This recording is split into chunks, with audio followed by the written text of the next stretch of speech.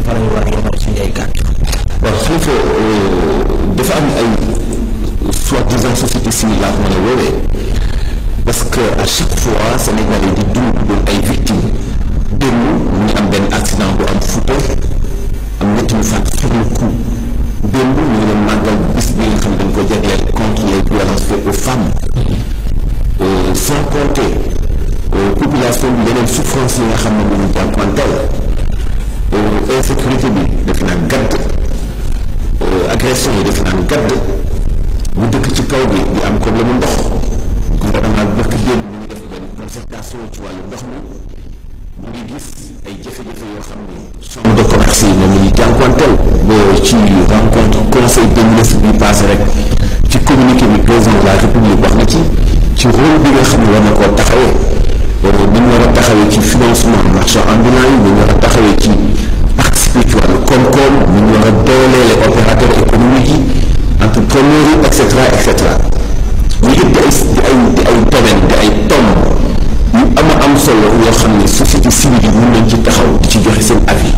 di ci wax pour la bonne marche de ce pays malheureusement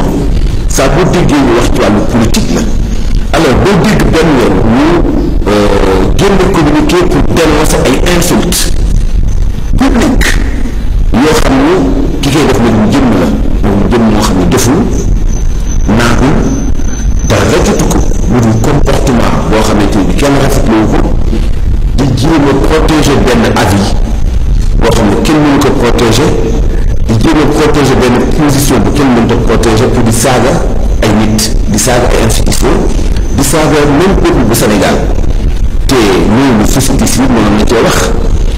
parce que bu fekkee waxoon naa ko ay bis bu passé féete ak opposition du bàkkaar mais comme féete ak pouvoir aussi du doon bàkkaar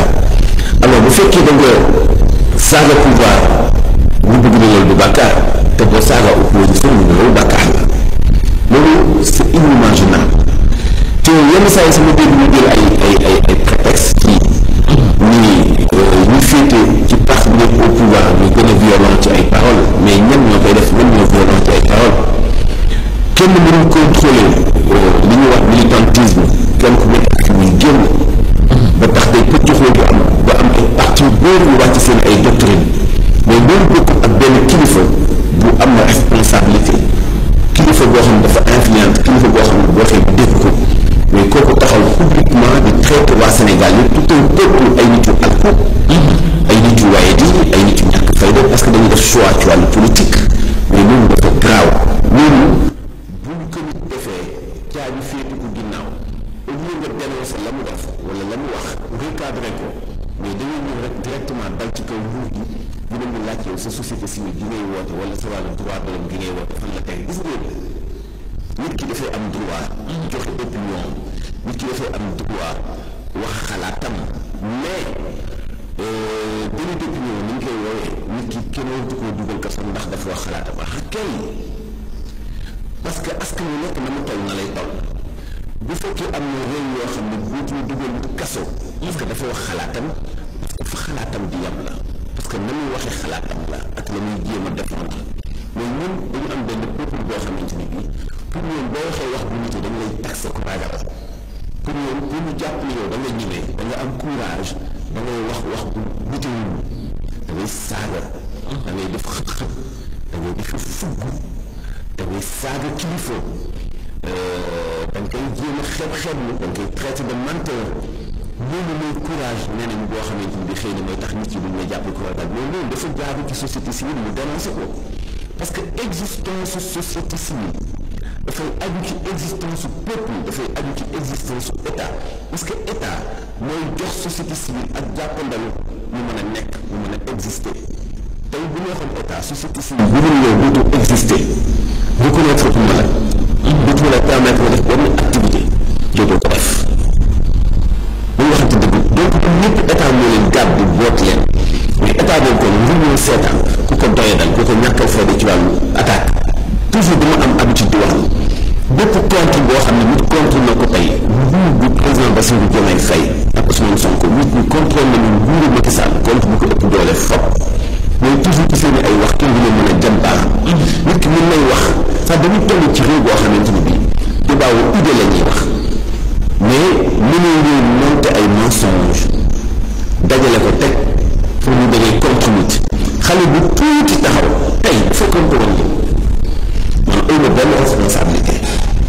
amoo benn responsabilité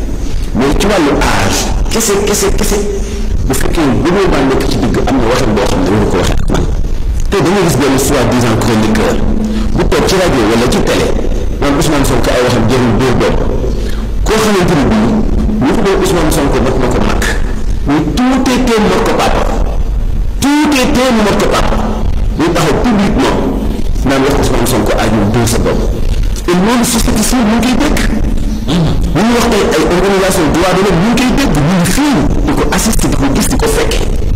mais ñun ñëpp dañ ci ut seen génn et tey dangaa ñu may taxaw ni kenn ci opposition bi ñu wax lépp du dëkk li ñuy wax lépp ay nar la mais ñoo ko def ëpp na respect surtout ma ak Barthélémy Dias ñu ne ma seq Pape Djibril Fall ñu ne ma seq Diomaye Faye kenn koo xam dama lay traité benn menteur public alors benn xale bu tuuti ñu jël ko teg ko ci kaw benn plateau mu traité qui incarne institution bi gën a kawe ci Sénégal un menteur alors société civile ñu koy dégg yeneen organisation droit de l'homme ñu koy dégg ñun ñëpp ëpp seen génn te tey bu ñu ko woowee jàpp ko dugal ko kaso kenn dootu dégg ñu commencé génn ay communiqué ma ni intervention Babacar Ba groupe des médias tegul fenn kàddu yooyu tegul fenn avec tout le respect boo xam ne amel na ko loolu tegul fenn en tant que jeune yi ñu war a jëkk a commencé ba dénoncer li nitewul d'abord lii nitewul ndaw yi faut pas ñu jëmbat ci ñoom taxawaay wala position boo xam ni nitewul fokk ñu jéem leen a jàngal ay débat d'idées fokk ñu jéem leen a jàngal ci idées yooyu ñuy pénétrer ñu teg ko ci wàllu xalaat bu xóor wala idée boo xam ne dañu koy togg ba mu ñor nekk une bonne réflexion boo xam ni nit ñi mën nañ ci débat mu jëriñ Sénégal dañuy wax ni dëkk bi wax rek la ñuy def mais wax mooy lu jëm ci lépp parce que pour ñun ñu dégg sax yàlla ci wax la jaar pour ñun sax ñu dégg yonent bi ci wax la jaar communication mooy nité mooy humanité donc communication mënut a ñàkk mais kan moo war a def communication lan lañ war a communiquer nan lañ koy communiquer ak ñan lañ koy communiquer wax daal jooy ñu ko lay jooy ñun dañu maa wax te wax ma jotul dañu maa wax te fi ma waxee di sama place dañu maa wax te ki ma war a wax waxuma donc peut-être si la ñuy xool ba xam ñuy wax ñoo ñu war a wax est-ce que fi ñu waxee foofu la ñuy waxee la ñu war a waxee est-ce que ñuy waxal ñooñu la ñu war a waxal loolu mooy jaabu mais doo toog bu nit def ay njombeem traité waa Sénégal yëpp ñu alko traité waa Sénégal yëpp ay nafeq traité waa Sénégal ñu bon maa ngi dégg Cheikh Ousmane Touré def na ci benn jàngat bu am solo man kii bi Addis la wax Maître El Hadji Diouf mooy avocat bu Moustapha Diakhaté bi ñu plaidé ba nag dafa génn di wax taskatu xibaar yi benn booy romb ko nekk ci oto ñu koy nangam taan rek nga di bëri jaax dañu ñu leen mel c'est-à-dire que benn saaga bi ñu ko saag moom perturbé na ko ba léegi tamit continuer di wax léegi imaginer kenn ki saaga waa Sénégal yëpp jàpp na ay ci mission alko imaginer léegi kon yow kenn moo la saaga nga jaxasoo bu ñu koy wax mais ki saaga waa Sénégal yëpp nag ñu ngi ko kaay lijjanti bi tax nga saaga waa Sénégal yow nga ñëw di ko défendre pour jéem a argumenté jox ko dëgg logique moment bi nga taxawee yàlla dogal na nga weddi waa sa bopp ci fi ngay waxee te eggale boobu c'est-à-dire que dafa am ay propos yoo xam ne dañ ko war a génne ci géew bi dafa am ay propos yoo xam ne dañ ko war a génne ci géew bi te boo ñëwee ci parti politique yi dañ ko jaxase ak diine jaxase ko ak pas-pas xalifa fi ñu doon yaree fi nga xam ne tarbiya dafa doon ut tarbiya dafa doon ut dañ ko transformé géew saaga ak traité nit ki du dëkk ci benn information boo amul ci nit ki xalifa wax naa la man am na kenn koo xam ne sama numéro téléphone la jël affiché ko ci écran ñu yëndoo ni dawoo moo suñ jóg di ko saaga imagine kooku tey su ma ko yóbboon ci yoon te am naa pouvoir ak moyen pour mu bëgg dara empêché ñu pour mu yóbbu ko ci yoon amul dara lu ma empêché pour mu yóbbu ko ci yoon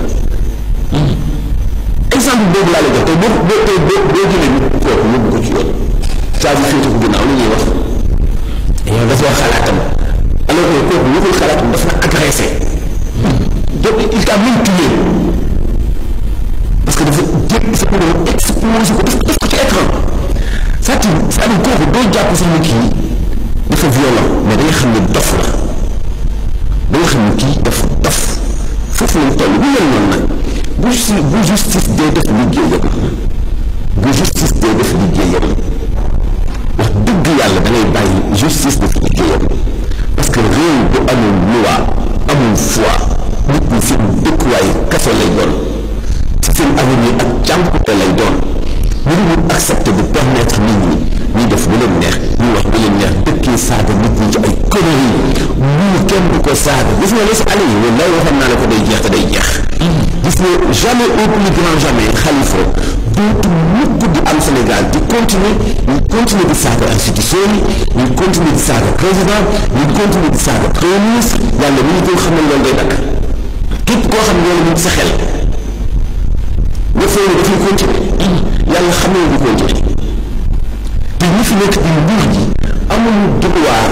loolu bañ a dakk loolu dafay dakk parce que am réew ñi koy tabax bu koom-koom ak loolu nangoo liggéey Khalifa liggéey dañ naan mooy tabax am réew de mais am réew jikko moo koy tabax d'abord jikko mooy tabax am réew d'abord jikko moo koy tabax jikko yooyu nag la war a defar jikko nag kenn mënu koo defar te d'abord amul ay sanction fokk mu am ay sanction pour nit ñi dugganti leen nit ñi fokk ñu xamalaat leen ni yow sa droit yow bi nga am muy commencé ci fi droit kane bi yam sa droit muy commencé ci fi droit kane bi yam lii fii lii am nii gars yi toog ci plateau yi di attaqué waat di saagate un journaliste boo xam ne mën nga sax poser question bu normal un journaliste boo xam ne mën nga poser sax question bu correct lépp affaire xam-xam la débat d'idée débat intellectuel débat bu xam-xam bi génn mënatul am lépp ku ci xoole mel ni làmb tolle ku jóg daal moom loolu du continuer Sénégal parce que dafa bokkaale ci responsabilité ñu ñu dénk réew mi ñu soppi mentalité nit yi mentalité kenn mën koo soppi te amul yar te amul ay sanction araam yi parce que moo histoire humanité ñoo ànd bu fekkoon ne sanction jaaduwul yàlla du dig jaam bi kañ mooy ay sanction bu ñu waxante dëgg jusqu'à ce que nit ki bu defee lii dañ ko jàpp crime dañ ko war a rey oto dundam kon ñu xam ne sanction dafa am solo faut ñu ak équilibre ci seen kàddu yi génne ñu ñuy wax ay société civile ak ñu ñuy wax ay droits de l'hommiste caaxaan baaxul baax mu ngi doon justement mu nekk lu am solo kon ñu wax ci leneen ba léegi wala peut-être sax ci li soxal wàllum politique ak mu ñëw daal di gisee en tout cas coalition takku wàllu ci Saint-Louis gis nañu peut-être seen coordinateur yëkkati kàddu